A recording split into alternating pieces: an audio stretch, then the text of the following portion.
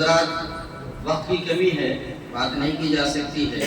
اب میں ہمارے جو آج کے دوسرے حکم اور مہمان خصوصی حضرت مفتی محمد سہیل صاحب قاسمی ہیں، حضرت سے گزارش کرتا ہوں کہ حضرت تشریف لائیں اور اپنے تأثر سے ہم سب کو نوازیں۔ حضرت مفتی سہیل صاحب۔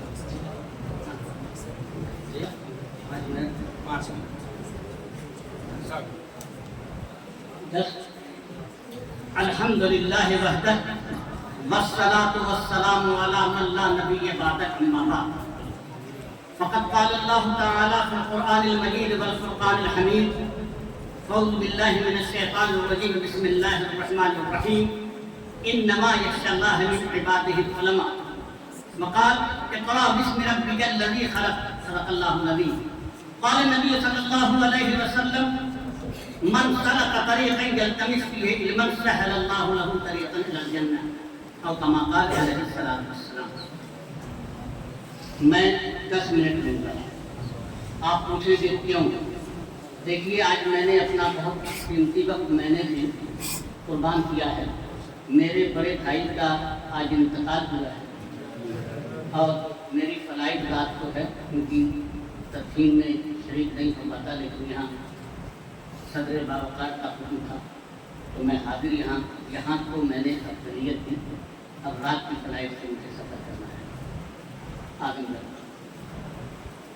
تو بہرحال اللہ تعالیٰ سے دعا بھی کریں، میرے بڑے بہت زیادہ مخلص اور مہربان صدر باوقار، قابل احترام علماء کرام اور اساتذہ اعظام، طالبان علوم نبوت کے نودمیدہ بچوں، بادۂ توحید کے متوالوں، شمع رسالت کے فرمانوں اور کمیٹی کے مخلصین ذمہ داران، السلام علیکم ورحمۃ اللہ وبرکاتہ۔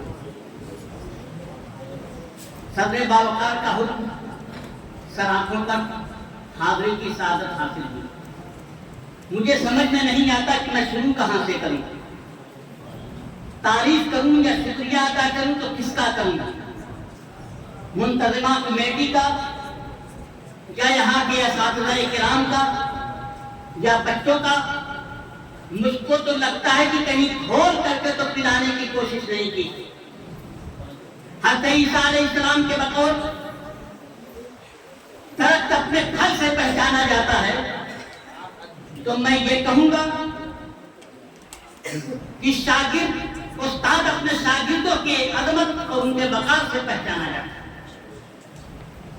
آپ بہرحال بچوں نے جو ولولہ انگیز خطاب، میں پریشان تھا کہ میں نمبر 2 تو کس کو دوں۔ ہر بچہ لگتا ہے کہ اگر اسی طریقے سے محنت کی گئی، اسی طریقے سے جانفشانی کی گئی، تو میں سمجھتا ہوں کہ وقت کا مقرر دورہ ہی نہیں، علامہ ابوالکلام آزاد پیدا ضرورت ہے۔ خطابت سے آپ دنیا کو موہ لیتے ہیں، انقلاب برپا ہو جاتا ہے۔ آج کیوں؟ آپ نے اپنا سلسلہ نسب، آپ کو پتا ہے آپ کون ہیں؟ اہل علم کا مجمع ہے، مسابقاتی پروگرام ہوا۔ میں صرف یہی کہوں گا کہ اساتذہ نے شفقت اور جانفشانی اور محبت سے کھول کر کے، کمیٹی کے ذمہ داروں نے، صدر باوقار نے کتنی محنتیں کی ہوں گی کہ کھول کے پلانے کی کوشش کی۔ آپ کا رشتہ مولانا معذرت کے ساتھ، آپ کا رشتہ، آپ کو ڈگری کسی اور نے نہیں دی۔ اگر صدر جمہوریہ آپ کو ڈگری دے دے، آپ کا سینہ چوڑا ہو جاتا ہے، لیکن وہ ڈگری لی بھی جا سکتی ہے، واپس بھی لی جا سکتی ہے۔ پردھان منتری دے، آپ سینہ چوڑا کر کے کہیں گے ہمیں فلاں نے ڈگری دی، فلاں سے تمغہ حاصل ہوا، لیکن آپ کو تمغہ کسی اور نے نہیں دیا ہے۔ آپ کا سلسلے سند نبی محترم، خدا کے حبیب، مدنی تاجدار، دونوں عالم کے سردار، سید الابرار اخیار، نائب کردگار، محبوب پروردگار سے آپ کا رشتہ ملتا ہے۔ العلماء ورثۃ الانبیاء، یہ ڈگری کسی کے چھیننے کے بس کی بات ہے۔ مرنے کے بعد تو تمام ڈگریاں ختم ہو جاتی ہیں، یہ ڈگری تو محبوب کائنات نے آپ کو دی۔ آپ کا سلسلہ آپ کی جڑیں بہت مضبوط ہیں، تنا بہت مستحکم ہے، پتیاں خوبصورت ہیں، اور علماء اور طلباء ہی ملت اسلامیہ کی روح اور سرمایہ آگہی۔ اور میں یہ اگر کہوں تو یہ کہوں گا حافظ مخدوم صاحب کہ جنون میں گردش ماحول کا رخ موڑ دیتے ہیں، جنون میں گردش ماحول کا رخ موڑ دیتے ہیں۔ ہم بیکل وہ ہیں جو باطل کا پنجہ توڑ دیتے ہیں، ہم بیکل وہ ہیں جو باطل کا پنجہ توڑ دیتے ہیں۔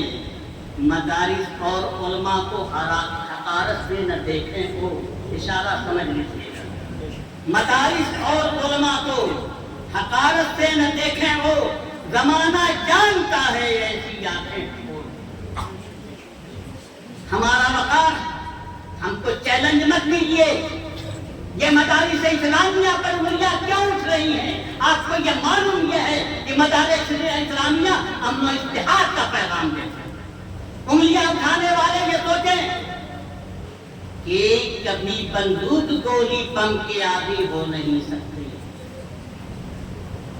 منتظمہ کمیٹی کے ذمہ داران کبھی بندوق گولی بم کے عادی ہو نہیں سکتے، نبی کے چاہنے والے فسادی ہو نہیں سکتے۔ یہ مدارس اتحاد و امن کا پیغام دیتے ہیں، یہاں پیدا کبھی آتنکوادی ہو۔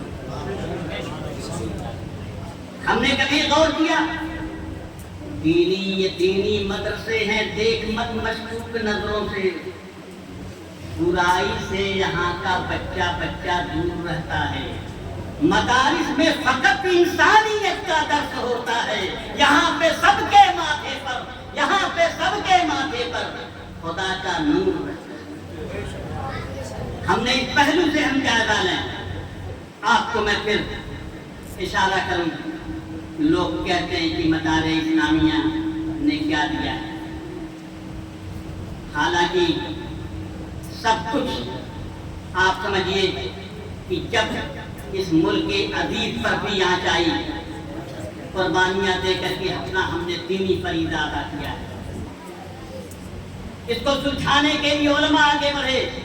جب ظالم نے کسی عورت کی سہاگ پہ جا کر ڈالنا چاہا ہے تو مدارس اسلامیہ نے پڑھ کر کے حفاظت کی ہے، سینہ پکڑ کے مقابلہ ہے۔ لیکن آج پھر فرقہ پرستوں کی ہواؤں نے پورے ملک کی فضاؤں کو زہرآلود کر رکھا ہے۔ ہندوستان کی گلیاں ماتم شدہ ہیں، محسوس یہ ہوتا ہے کہ یہ دور تباہی ہے، کہ شیشے کی عدالت میں پتھر کی گواہی ہے۔ ہمارے جسم پر میرے عزیز بچوں، ہماری قیادت کو جب بھی للکارا کیا، آپ آگے بڑھیں، آپ کو اچھا خطیب بننا ہے، اچھا مقرر بننا ہے۔ ہمارے جسم پر فخر و فاقہ کا لباس ضرور ہے، مگر ہمارے دلوں پر حکومت صرف اور صرف رب ذوالجلال کی ہے، کیونکہ 100 بار سنوارا ہے ہم نے، 100 بار سنوارا ہے ہم نے اس ملک کے گیس کے برہم کو، یہ اہل جنون بتلائیں گے کیا ہم نے دیا ہے۔ لوگ ہم سے پوچھتے ہیں کہ مدارس نے کیا دیا، میں کہتا ہوں کہ مت پوچھو کہ مدارس اسلامیہ نے کیا دیا ہے، یہ پوچھو کہ مدارس اسلامیہ نے تم کو کیا نہیں دیا۔ تم کو لیٹرنگ اور پیشاب کرنے کا طریقہ نہیں تھا، ہم نے سکھایا۔ وطن سے وفاداری ہم نے سکھائی ہے۔ ہزاروں بچوں نے ابھی تقریر میں کہا تھا کہ ہزاروں لوگ پھانسی کا پھندا چوم کر کے ہندوستان کی آزادی کے لیے، جہاں پہ نعرے تکبیر بلند ہوتا تھا، ہندوستان زندہ باد کا نعرہ لگا کر کے ہندوستان کی تاریخ میں رقم۔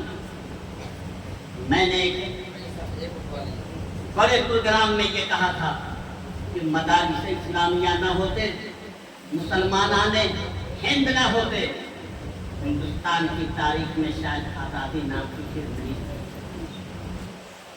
لیکن صحیح بات یہ ہے، خون جگر سے ہم نے ہی سینچا تھا گلستان، یہ اور بات ہے کہ ہم نے تماشا نہیں کیا۔ آپ کو قائدانہ صلاحیتیں پیدا کرنی ہے۔ خطیبوں نے تیز و تند ہواؤں اور طوفانوں کا بھی رخ موڑ دیا ہے، پختہ ذہنوں کو تبدیل کیا ہے، بگڑے ہوئے سماج کو بدل دیا ہے۔ خطیب سماج پر ایک اچھا اثر ڈال سکتا ہے۔ تقریری فن بے شمار امراض کا علاج، ان گنت مردوں کی دوا ہے۔ پتھروں کو پگھلا سکتا ہے، آپ نے دنیا دار تقریر کو جو سیرا انداز تھا، کہیں بادلوں کی کڑک بجلی کی چمک، ساری چیزیں آپ کے اندر خوبیاں لیے ہوئے تھیں۔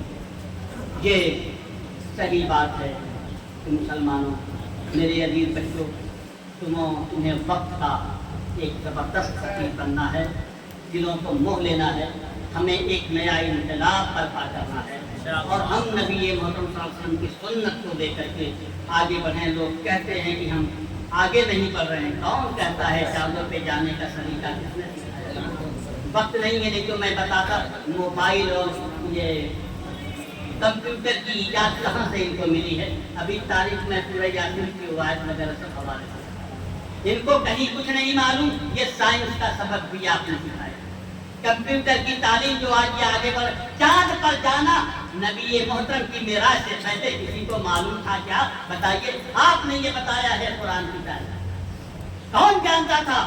1449 سال پہلے 2485 فٹ کی بلندی پر اقرا بسم ربک الذی خلق، وہ غار حرا سے وہ کرن اٹھنے والی نبی کریم میں بھی آ کر کے ٹھہرے گی، کسی کو معلوم تھا کہ چمک اور دمک یہاں بھی ہوگی؟ بہرحال میرے پاس وہ نہیں تو میں وہ تفصیلات کا نقشہ کھینچتا تھا، لیکن اتنی بات ضرور کر دوں گا کہ ہم لوگ سوچتے ہیں کہ صحاب صفہ سے چلا ہے، نہیں میرے عزیزوں، میں تاریخ کو تھوڑا الٹ کر کے مورخین سے اختلاف کرتے ہوئے یہ بات کروں گا کہ نہیں، رب کائنات سب سے پہلا استاد ہے۔ معذرت کے ساتھ یہ جملہ مورخین سے اختلاف ہو، سب سے پہلا استاد رب کائنات۔ کیا فرشتوں کو رب کائنات نے سبق استاد کی حیثیت سے نہیں پڑھا؟ آپ پڑھیے نا وہاں پہ، اور پھر ابلیس نے جو نقشہ کھینچا وہ آپ کے سامنے، پھر اس کے بعد غار حرا سے لے کے صحاب صفہ تک آپ کا، آپ کے اساتذہ آپ کو یہ کہہ سکتے ہیں کہ آپ کا سلسلہ کہاں ہے؟ دور الہاد ہے، وہ کہا جاتا ہے نا کہ علامہ صدیق بانکی رحمۃ اللہ علیہ نے بہت پیارا شعر کہا تھا، میں یہی شعر کہہ کر کے بات کو ختم کر دیتا ہوں۔ حضرت میں بھی دیکھ رہا ہوں کہ تمنا ہے کہ گلدانے ہم لوگ روتے ہیں، پریشان حال ہیں، قرآن نے کہا آپ ہی سر بلند رہیں گے، شرط ہے کہ مومن ہوں، قرآن پہ عمل پیرا ہوں، اور ہم دیکھ رہے ہیں ہر جگہ ستائے جا رہے ہیں، مارے جا رہے ہیں، ظلم و ستم پورے عالم کا جائزہ لے رہے ہیں۔ ایک وہی شعر کہہ کر کے بات کو ختم کر دیتا ہوں کہ تمنا ہے کہ گلزار مدینہ اب وطن ہوتا، علامہ صدیق بانکی رحمۃ اللہ علیہ کا شعر کہ تمنا ہے کہ گلزار مدینہ اب وطن ہوتا، وہاں کے گلشنوں میں کوئی اپنا بھی چمن ہوتا، خدا شاہد ہے ہم سارے جہاں پر حکمراں ہوتے، خدا شاہد ہے ہم سارے جہاں پر حکمراں ہوتے، قرآن پاک کی سنت اگر اپنا چلن ہوتا۔ اللہ تعالیٰ ہم لوگ کو عمل کی توفیق عطا فرمائے۔ انشاءاللہ پھر تفصیل سے میں کبھی آؤں گا تو پھر